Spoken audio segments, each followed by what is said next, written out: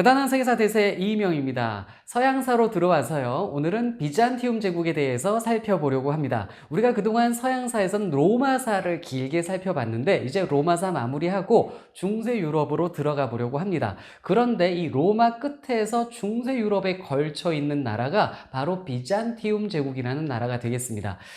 비잔티움 제국 그러면 잘 모르시는 분들도 많이 있으실 거예요. 오늘 어떤 나라인지 살펴봐 드릴 텐데 이 비잔티움 제국에서 가장 유명한 인물이 유스티니아누스 황제입니다. 그런데 이런 경우 저한테만 유명하지 관심 없으신 분들은 전혀 또 모르세요. 이 유스티니아누스라는 인물은 어떤 인물인지, 그리고 이 비잔티움 제국은 어떤 나라인지 오늘 이 유스티니아누스 황제 중심으로 비잔티움 제국의 이야기를 살펴보도록 하겠습니다. 자, 그러면 이야기 한번 들어가 보도록 할게요. 로마가 있었죠. 그런데 이 로마가요, 395년에 동로마, 서로마로 분열이 됩니다. 당시 테오도시우스 황제가 죽어요.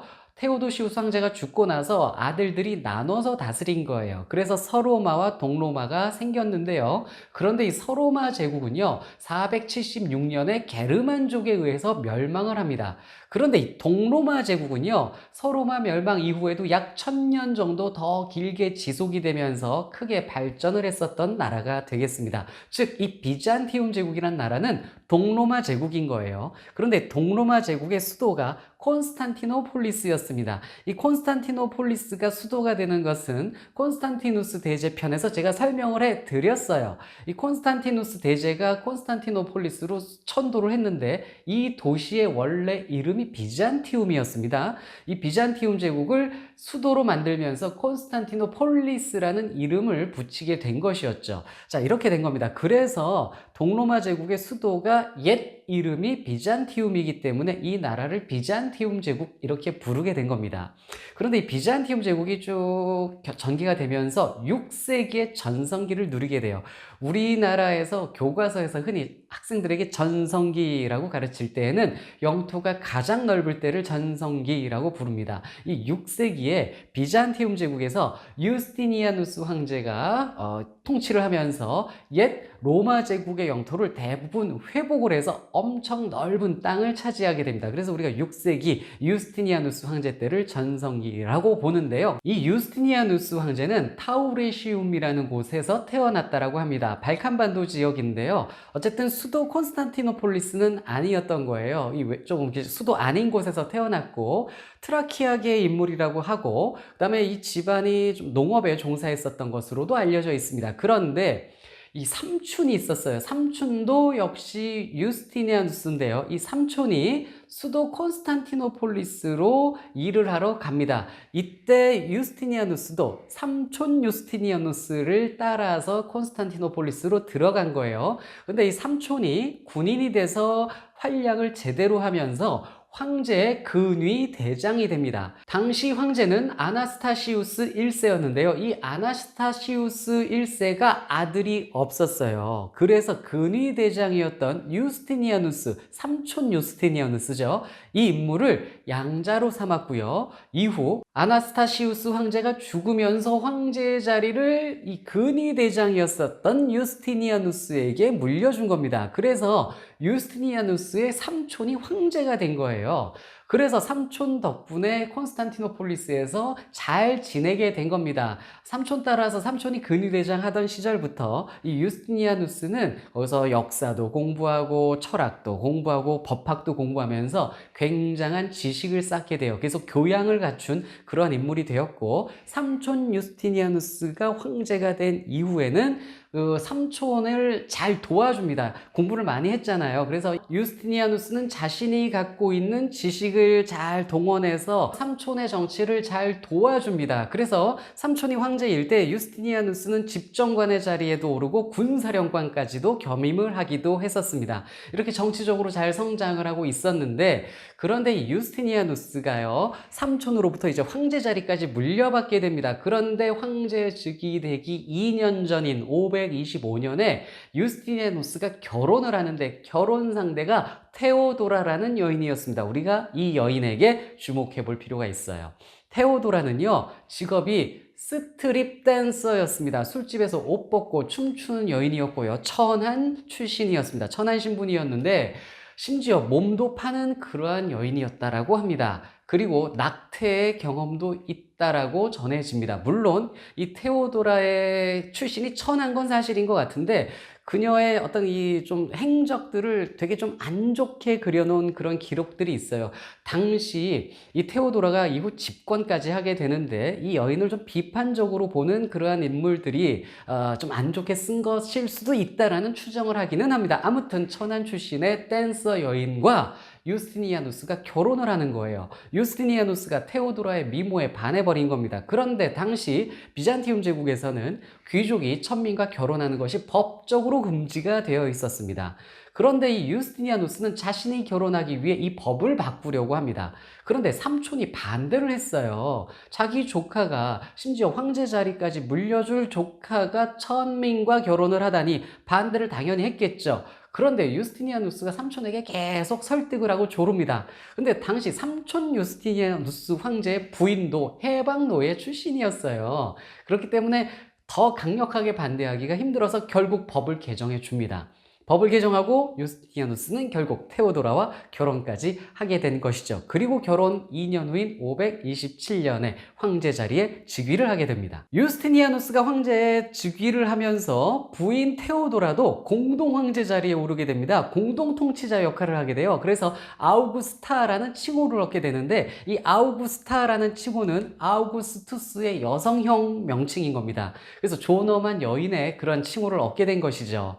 유스티니아누스 황제와 그래서 공동통치자 테오도라가 함께 정치를 해나가고 영역을 확대하는 등 비잔티움 제국의 그런 발전을 꾸려나가는데 이렇게 영토를 확장을 하다 보면은 군사비가 많이 들겠죠? 재정 부담이 커지죠? 그러면 백성들한테 수탈을 또 세금을 올려야 되는 그런 상황이 발생을 하겠죠? 이렇게 유스티니아누스가 집권력을 강하게 발휘하면서 국가를 강하게 발전시키는데 백성들을 좀 힘들게 하는 면이 있었던 겁니다. 이러다가 반란이 일어납니다. 532년에 니카의 반란이라는 게 일어나는데요. 이 니카의 반란은 당시 청색당, 녹색당이라는 정치 세력이 뭉쳐서 황제에게 반기를 든 행위였어요. 이 청색당, 녹색당이라는 것은요, 비잔티움에서 인기가 계속 있었던 전차 경기 응원에서 유래가 된 명칭들입니다. 자, 당시 비잔티움에는요, 히포드롬이라는 원형 경기장이 있었고요. 여기서 전차 경주를 하는데 이때 이 전차들을 응원하는 응원단들이 있을 것 아닙니까? 그런데 이 전차가 청색인 전차팀도 있고 녹색인 전차팀도 있었는데 이 전차들을 응원하면서 녹색당, 청색당이 만들어진 거예요. 히포드롬에서 청색팀 응원하고 녹색팀 응원하는 응원 그 무리였는데 그렇게 응원을 하다가 정치 정당적 성격을 띠게 된 겁니다. 히포드롬이라는 원형 경기장은요, 원형 경기뿐만 아니라 가끔씩은 거기서 정치적 의견들을 발언을 하는 그런 토론의 장으로도 활용이 됐거든요. 그러다 보니까 청색팀, 녹색팀 응원하던 이 무리가 청색당, 녹색당의 정치적 정당으로 이렇게 발전을 했다라는 것인데, 그런데 삼촌이 황제일 때에는 청색당이 황제와 밀접하게 손을 잡고 황제를 지지하는 그러한 정치 세력이었는데 유스티니아누스가 황제가 된 다음에는 청색당, 녹색당 둘 다 모두를 탄압한 겁니다. 강력한 전제 황제 정치를 시행하다가 이런 정치 세력들을 억압을 한 것이죠.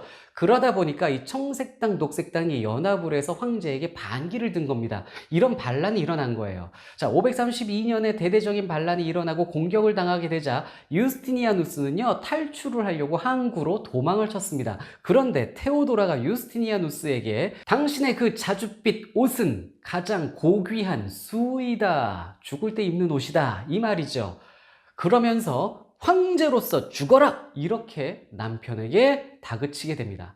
자, 이렇게 테오도라에게 혼이 난 유스티니아누스는 정신을 가다듬고 좀 부끄러웠겠죠. 막 도망치는 자기의 모습이. 그래서 황제로서 죽어라, 네 옷은 수이다. 꾸중을 들은 유스티니아누스는 정신을 가다듬고 반란을 진압하는 데 성공을 하게 됩니다. 그런데 이 반란 진압 과정에서요, 유스티니아누스와 테오도라 부부가 3만여 명을 학살하는 일을 저지르기도 했어요. 아무튼 반란 진압을 하고요.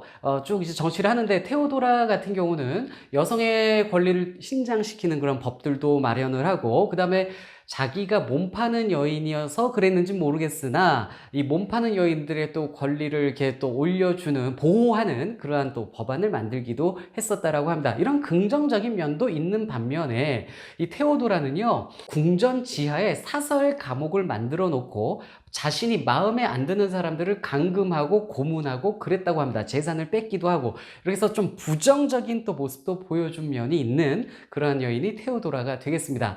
테오도라는 548년에 죽어요. 유스티니아누스가 565년에 죽으니까 유스티니아누스보다 17년 먼저 죽은 겁니다. 아무튼 그 테오도라가 죽고 나서 이후 17년은 이제 유스티니아누스 황제 혼자서 통치를 해 나갔죠. 유스티니아누스 때에는 업적이 굉장히 많습니다. 앞에서 제가 영토를 많이 넓혔다라고 말씀을 드렸는데 반달 왕국 정복하고요. 동고트 왕국도 정벌하고 옛 로마 제국의 영토를 대부분 회복하는 그런 모습을 보였고요. 이렇게 영토 넓히는 것뿐만 아니라 유스티니아누스 법전이라는 법전을 편찬하기도 합니다. 이 유스티니아누스 법전은요. 로마법 대전이라고도 얘기를 하는데 과거 로마에서 발전했었던 법들을 다 집대성해서 편찬해낸 그러한 법전이 되겠습니다. 그리고 또 우리에게 유명한 성소피아 성당이 있는데요. 이 성소피아 대성당을 건설한 인물도 유스티니아누스 황제가 되겠습니다. 6세기 건축물인데 어마어마한 건축물입니다. 굉장히 잘 만들어진 그러한 건축물인데요. 6세기라고 하면 우리나라에서는 우리 신라의 법흥왕, 진흥왕이 신라의 전성기 막 만들어가던 그런 시절인데 우리나라에는 6세기 건축물이 지금 남아있는 게 하나도 없습니다, 사실은. 그런데 지금 터키 이스탄불, 이 이스탄불이 옛 콘스탄티노폴리스거든요. 이 이스탄불에 가면은 6세기 건축물 성소피아 대성당이 잘 보존이 되어 있습니다. 굉장히 거대한 건물이고 돔을 연결하고 위에 또 돔을 얹어서 안에를 터요. 그래서 안에 커다란 공간이 나오게 만든 그런 건축물인데 이 유스티니아누스 황제가 이 건물을 만들 때에는 당시 크리스트교 성당으로 만들었기 때문에 건물 내부에 크리스트교 관련된 그림들, 예수님 뭐 얼굴 이런 것들이 모자이크로 많이 잘 그려져 들어가 있었습니다. 모자이크로 장식을 했었는데 그런데 비잔티움 제국이 1453년에 오스만 제국한테 멸망하거든요.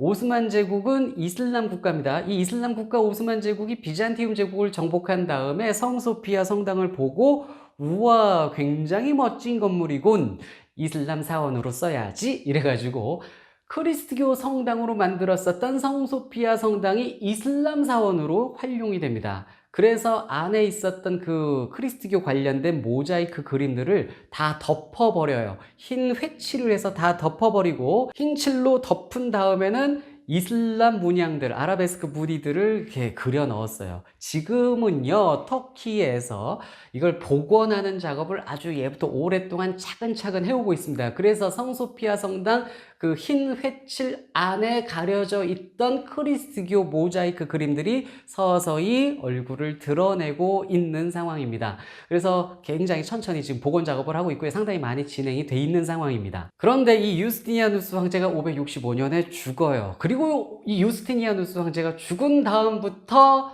이 비잔티움 제국은 흔들흔들하게 됩니다. 7세기에 들어가면 또 외부 민족의 침략을 많이 받게 돼요. 왜냐하면 7세기에 비잔티움 제국 서쪽에서 이슬람교가 발전을 하게 되거든요. 이 이슬람 세력들이 비잔티움 제국을 공격을 하게 됩니다.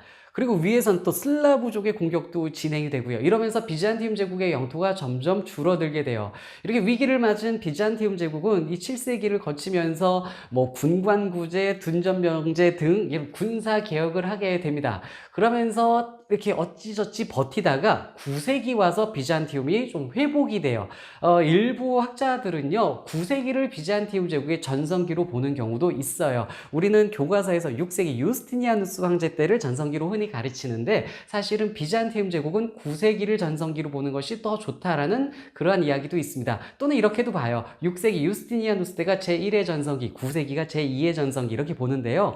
9세기에 비잔티움의 영역이 회복은 되지만 되게 많이 크진 않아요. 유스티니아누스 황제 때 영역보다는 많이 작아요. 근데 영역은 작지만 군사력, 경제력은 굉장히 크게 발전을 한 그러한 모습을 볼 수 있기 때문에 9세기를 전성기로 보는 것도 또 일설에 타당하게 보는 면들이 있습니다. 그리고 11세기 1054년에 주목할 만한 사건이 하나 벌어지는데요. 바로 동서교회의 분리입니다. 이건 어떤 사건이냐면은, 자, 일단 크리스트교가 있잖아요. 크리스트교를 주도하는 인물이 로마의 교황입니다. 근데 로마에 있는 교황과 비잔티움 제국의 황제가 사이가 나빠지는 일들이 발생을 합니다. 이건 이미 8세기부터 이제 사건이 터지는데, 이 로마 교황이 성상을 판매를 해요. 이 크리스트교 세계가 성상이라는 것을 판매를 하는데, 예수님의 상, 성모 마리아의 상, 조각상들을 판매를 합니다. 그런데 비잔티움 제국의 황제가 이거 우상 숭배다라며 반대를 하게 됩니다.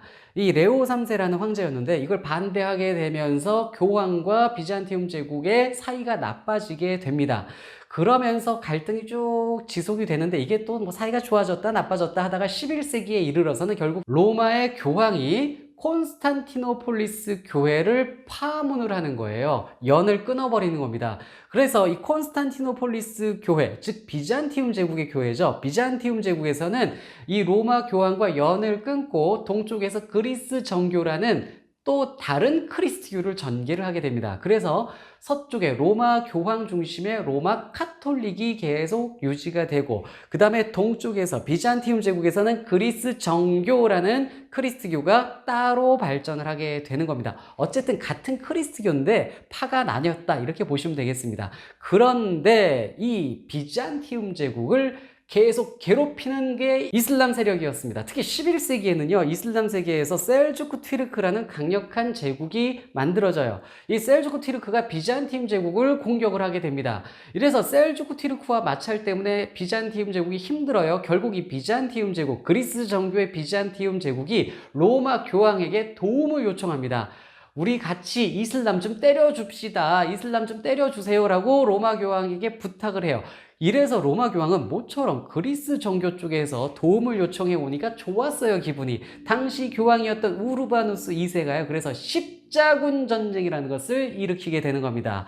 유럽 사회가 크리스트 교도들이 똘똘 뭉쳐서 십자군이라는 것을 형성을 해서 이슬람 세계를 공격을 하게 되는데, 자, 이 십자군 전쟁은 제가 이후 따로 자세하게 좀 전개를 해보려고 합니다. 오늘은 비잔티움 제국 이야기만 하면서 4차 십자군 얘기만 간단히 할게요. 이건 나중에 십자군 전쟁 때 더 구체적으로 말씀드릴 텐데, 십자군 전쟁이 길게 진행이 되는데 4차 십자군이 황당한 일을, 콜 때리는 일을 저지르게 돼요. 4차 십자군이 어떻게 전개가 되냐면요, 일단 집합을 해서 이슬람 세계를 공격을 해야 되죠. 그런데 타고 갈 배편이 제대로 되지가 않아요. 당시 그래서 이 배편을 당시 베네치아에서 투자를 하게 됩니다. 그래서 베네치아에서 상인들이 투자를 해서 십자군의 배편을 만들어줘요. 그리고 십자군이 이슬람 세계를 정복하고 전리품을 얻어서 베네치아 상인들한테 갚아야 되는 그런 상황이었습니다. 그런데 집합을 했는데 인원수가 제대로 모이지가 않았어요. 이대로 갔다간 질 게 뻔해요. 그래서 출발을 못하고 더 모이길 기다리는데 베네치아 상인들은 투자한 비용이 많기 때문에 초조한 겁니다. 이대로 가서 또 투자금을 회수할 수 있을 것 같지도 않고, 그래서 초조해진 베네치아에서 모인 십자군들한테 유럽 딴 지역 공격해서 약탈해서 우리 돈부터 갚아라, 이런 요구를 하게 돼요. 그래서 십자군이 쳐들어간 곳이 헝가리의 자라라는 상업 도시였습니다. 이 자라를 약탈해서 베네치아 상인들 돈 갚는 거예요. 그런데 이 자라, 헝가리 이 지역은요, 크리스트교 지역이에요. 십자군이 크리스트 도시를 약탈을 한 상황이었던 거죠. 이걸 알게 된 교황이 화가 나서 십자군을 파문을 해버립니다. 그런데 4차 십자군이 파문은 됐는데 이 파문장을 십자군 지도부들만 보고 군인들한테 알리진 않아요. 동요할까봐. 아무튼 파문당한 아주 곤란한 상황이 됐는데, 이 4차 십자군들에게 접근한 게 비잔티움 황제 자리에서 폐위가 된 이사키우스 2세의 아들 알렉시우스였습니다. 자, 이 알렉시우스가 십자군에 접근을 해서 너네 군대로 콘스탄티노폴리스 공격을 해서 우리 아빠 다시 황제 자리에 올려줘. 지금 있는 황제 잘라내고 우리 아버지 복위시켜주면 우리가 막대한 비용, 막대한 보상을 할게 이렇게 된 겁니다. 그래서 당시 그러지 않아도 곤란했던 4차 십자군이 콘스탄티노폴리스를 공격을 한 거예요. 그래서 콘스탄티노폴리스를 점령을 하고 마구마구 약탈까지 해버린 겁니다. 그리고는요, 4차 십자군이 아예 자신들의 나라를 거기다 세워버립니다. 이 나라가 라틴 제국이란 나라예요. 1204년에 만들어져서 이후 57년간 이 땅을 라틴 제국이란 이름으로 다스리게 됩니다. 플랑드르 지역의 백작이었던 보두행 1세를 데려다가 왕위에 앉히고 라틴 제국이라는 그러한 나라를 만들어 버린 거예요. 이때 비잔티움 제국이 잠깐 망한 겁니다. 비잔티움 제국의 황족들이 막 도망쳐서요, 그 라틴 제국 외곽에 망명 국가들을 이렇게 세워요.